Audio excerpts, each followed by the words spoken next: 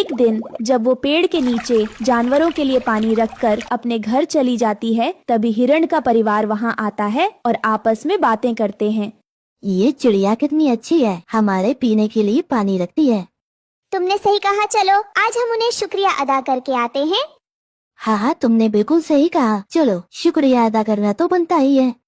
हिरण का परिवार रानो चिड़िया को शुक्रिया अदा करने के लिए उसके पेड़ के नीचे आते हैं, जहाँ घर में रानो अपनी सास के सामने रोते हुए कहती है, माँ जी, अब मैं क्या बताऊं, कुकू की अब गर्मी से तबीयत भी बहुत खराब हो गई है। घर में एक पैसा नहीं है, उसका इलाज कैसे होगा, मुझे तो कुछ भी समझ में नहीं आ रहा। क्या बताऊं बहू, मुझे तो कुछ समझ ही नहीं आता। ऐसा लगता है जैसे हमारे ऊपर दुखों का पहाड़ ही टूट पड़ा हो। रानो और उसकी सास दोनों ही रो रहे होते हैं। उनका यह दुख सुनकर हिरण के परिवार की आंखों में आंसू आ जाते हैं।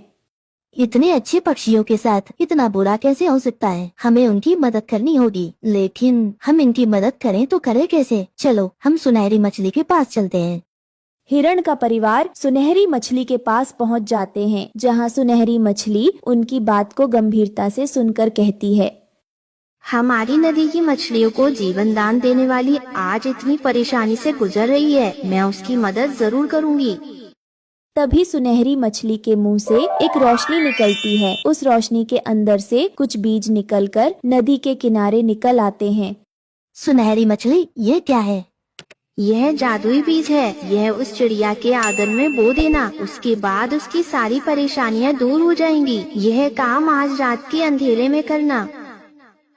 इस तरह मछली के कहने पर जब रात में सब सो जाते हैं, तब हिरण का परिवार बीजों को आंगन में बो देते हैं। रात भर उन बीज के रहने से पूरे आंगन में बड़ी बड़ी हरी हरी घास उग आती है। अगले दिन रानो अपने आंगन में हरी घास देखकर हैरान रह जाती है।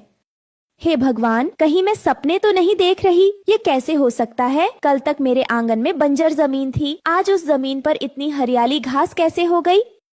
रानो जब उन घास को छूती है तो बहुत ही ठंडी ठंडी होती है। अरे ये क्या? यह मेरे ही घर का आंगन है ना? हाँ माँ जी, सही कहा आपने, यह हमारे ही घर का आंगन है। मुझे भी विश्वास नहीं हो रहा। हरी घास देखकर पूरा परिवार हैरान होने के साथ साथ खुश भी बहुत होता है। बहुत चमत्कार ही हो गया। चलो इस ठंडी घास के सहारे कम से कम घर के अंदर ठंडी ठंडी हवा तो आएगी।